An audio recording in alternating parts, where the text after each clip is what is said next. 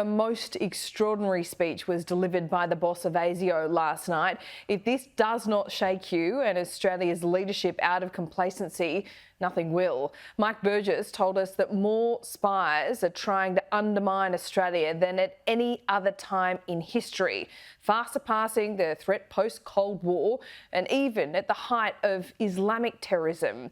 He outlined a number of operations that included expelling, quote, a hive of highly trained spies who'd been operating in Australia for years. And perhaps most alarming was the claim that he'd been essentially lobbied to ease up so as to not upset foreign regimes. This is perhaps the most startling 1 minute of his speech. Some people in leadership positions simply do not get it.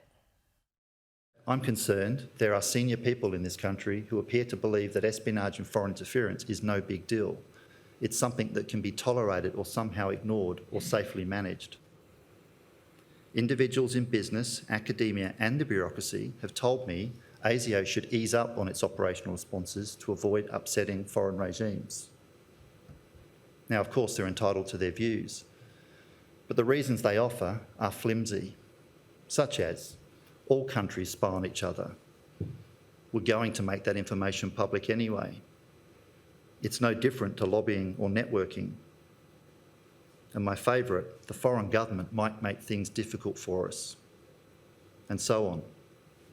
Now, in my opinion, anyone saying these things should reflect on their commitment to Australia's democracy, sovereignty and values, because espionage and foreign interference is deliberately calculated to undermine Australia's democracy, sovereignty and values.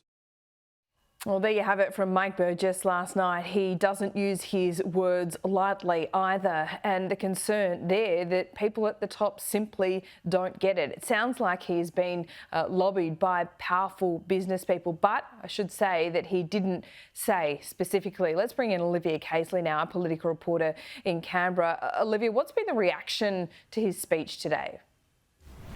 Well, Laura, as you say, that was a pretty shocking disclosure from Mike Burgess there. So unsurprisingly, it is sparking some strong reaction. I mean, we learnt last night that this spy hive that they thwarted was bigger and more dangerous than a similar spy ring thwarted by ASIO several years ago. We are hearing more and more about these kinds of instances of foreign interference on Australian soil, and that was a major component of the speech. But I found it super interesting that he had taken aim at some both in the business community and also in the public sector for not taking this threat seriously enough. He said this flew in the face of the fact that judicial figures, veterans and journalists were being targeted for information and contacts. One person who has weighed in on this disclosure is Shadow Cybersecurity Minister James Patterson, who described it as an enormously significant disclosure.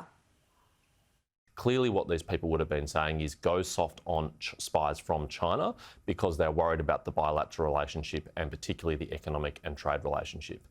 That is utterly unacceptable, and Mike Burgess is right to call it out, to stand up to it. Our democracy and our sovereignty is never for sale, it is not negotiable, and we should never tolerate a little bit of foreign interference and a little bit of spying from China in the aim of restoring a bilateral relationship. We've also got some detail about some of these foiled spy operations. So last night, Mike Burgess spoke of a plot to recruit senior Australian journalists under the guise of a foreign study trip in which those journalists' phones would have been bugged and mined for information. He also said former defence personnel were being targeted for their military expertise, and a small pool of them were willing to share their secrets for cash. John Blaxland, who's professor of International Security and Intelligence Studies at ANU, described the speech as a sobering one.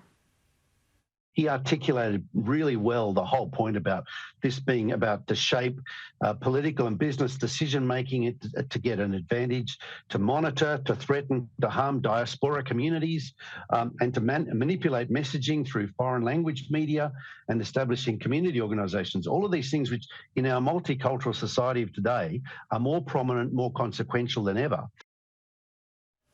Laura, national security is a hot topic today. In fact, Anthony Albanese will discuss this very issue in a significant speech at the National Press Club. Yeah, he'll get a couple of questions as well. Olivia, thank you.